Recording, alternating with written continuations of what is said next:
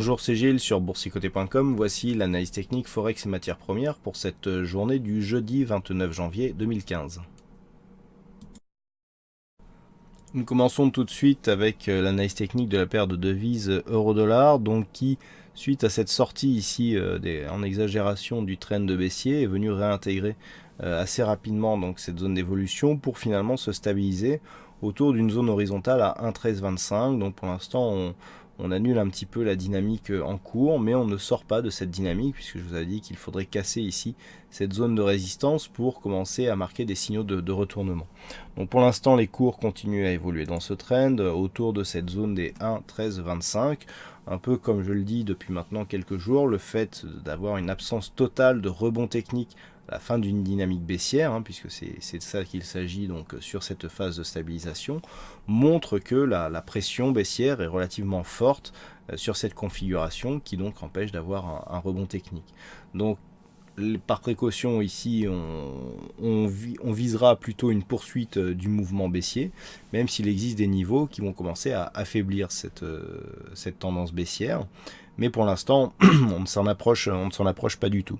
Donc dans une perspective de poursuite ici du mouvement baissier, si les cours commencent à accélérer et notamment cassent cette zone des 1,1260, eh bien on peut se rapprocher de cette zone ici de support, voire de la zone ici, de la zone qui correspond à une ancienne zone oblique qui nous ramènerait vers 1,1180. Sinon, si les cours commencent à monter, comme je le disais hier, eh bien c'est la zone ici des 1,14 qui donnera le premier signal, mais le retournement ne serait valide que sur une rupture haussière de cette zone de point haut ici qui se situe à 1,1680-82. Donc pour l'instant on en est relativement loin aussi, donc pour l'instant on préconise plutôt une poursuite du mouvement baissier, même si les indicateurs sont relativement neutres, tant sur les oscillateurs que sur le MACD qui même, semblerait-il, serait plutôt haussier, ce qui s'explique ici par le rebond et la stabilisation après, qui ne constitue pas une rupture de dynamique du point de vue en tout cas de cet indicateur. Donc plutôt ici une poursuite du mouvement baissier, simplement parce que nous n'avons aucun rebond technique suite à la fin de dynamique. Ici nous avons une forte dynamique baissière, et donc suite à la fin de cette dynamique, aucun rebond, juste une réintégration dans le trend, et on tourne autour de cette zone ici des 1,1325. Donc le biais reste baissier. Rien à dire de plus sur le dollar yen que ce qui n'a été hier. Je pense que vous pourriez prendre la même analyse, l'analyse que j'ai faite hier, et la reporter aujourd'hui, ça serait exactement pareil. Donc on est toujours ici dans une zone d'évolution horizontale entre 117,24 et 118,80. Donc une tendance neutre qui se reporte bien ici sur les indicateurs et sur le MACD. Donc on attend ici une sortie de l'une ou de l'autre de ces zones pour affirmer un biais directionnel. Et puis sur l'or, nous attendions ici un prochain test de cette zone de résistance. Elle n'est pas du tout arrivée. Alors j'avais mis en point d'invalidation ici en cas de rupture de cette zone des 23,6%, un objectif qui se situait sur le retracement à 38,2. Donc à savoir cette zone des 1254 $ l'once. Regardez la dernière bougie au moment où je fais cette analyse.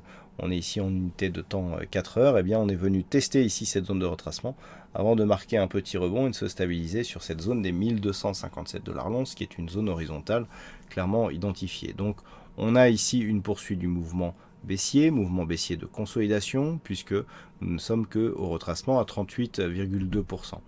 Du point de vue de la configuration technique, c'est survendu sur les oscillateurs et le MACD commence à avoir une grosse amplitude. Donc il est tout à fait possible que l'on rebondisse ici sur cette zone 1254-57.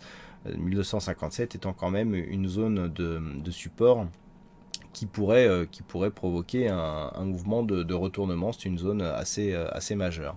Donc pour le moment, on est dans une phase d'accélération baissière. Il n'y a pas de signal de rebond. On est venu tester ici le retracement à 38,2 avant de remonter légèrement, mais les cours pourraient très bien s'emballer, s'accélérer et continuer à évoluer vers le bas. Si tel était le cas, la prochaine zone objectif se situe dans la zone 50-61,8, donc 50 étant à 1237,7 $ l'once et le niveau des 61,8 à 1221, et bien c'est dans cette zone donc que sera fixé le prochain objectif si cette zone venait à céder.